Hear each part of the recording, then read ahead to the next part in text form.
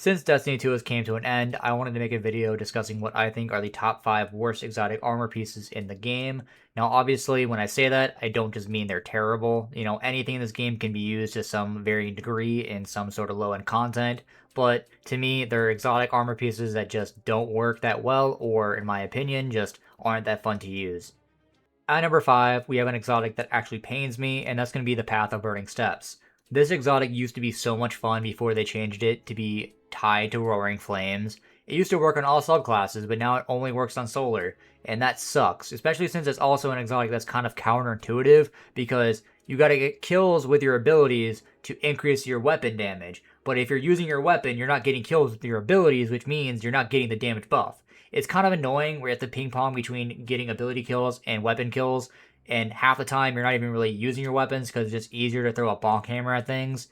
This exotic pains me. It's a playstyle that just sucks. I wish this exotic was its old version. This is one of the few exotics I honestly wish could just be reverted, but I know there's no chance, unfortunately. At number 4, sticking with Titan, I want to talk about MK44 Standicides. This is an exotic that to me serves literally no purpose because everything that this exotic does, Titan already has an easy way of doing it, baked into their arc kit. While your Juggernaut shield is active, you gain Bolt Charge. You have Storm's Keep, and then Sprinting while amplified creates this field behind you that grants your teammates speed boosters. Amplified already does that automatically, and there's so many ways to become amplified in this game that odds are your teammates don't need you to give it to them. And Speed Booster, while it's cool, again, it's not like the craziest buff in the world. It just makes it to where you sprint a little bit faster and enemies don't target you as much. Amplified, already easy to get. Juggernaut, not worth using. And again, Storm's Keep is in the game. This exotic serves literally no purpose in my mind.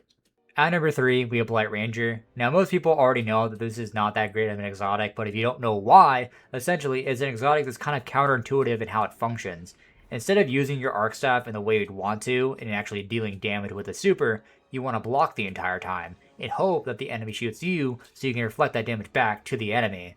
Not only that, it has this really weird system of wanting to cancel your Arc Staff early to grant yourself arc weapon damage. So not only do you not want to use the Arc Staff as an actual super, you just want to reflect the entire time, you also want to cancel that super earlier to grant yourself arc weapon damage. So it's basically telling you to not use your super in 2 different ways. Don't use your full super, and also don't attack with the actual staff. Just block the entire time. Blight Ranger sucks. That should not need any more explaining than that.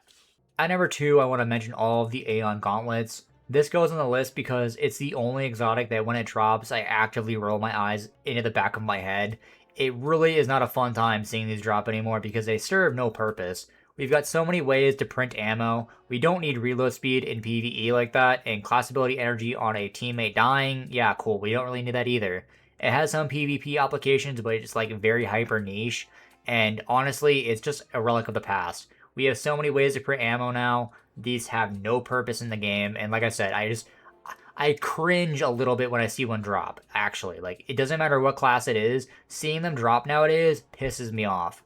And at number 1, we have Promethean Spur. This is an exotic that actually on paper sounds very cool, creating a rift that combines both empowering and healing rift, but functionally it does not work that well at all.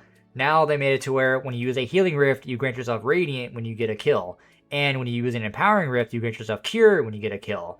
Now, that empowering rift version is always functionally worse than the healing rift version, because cure, while it is a good subclass verb, is always worse than restoration.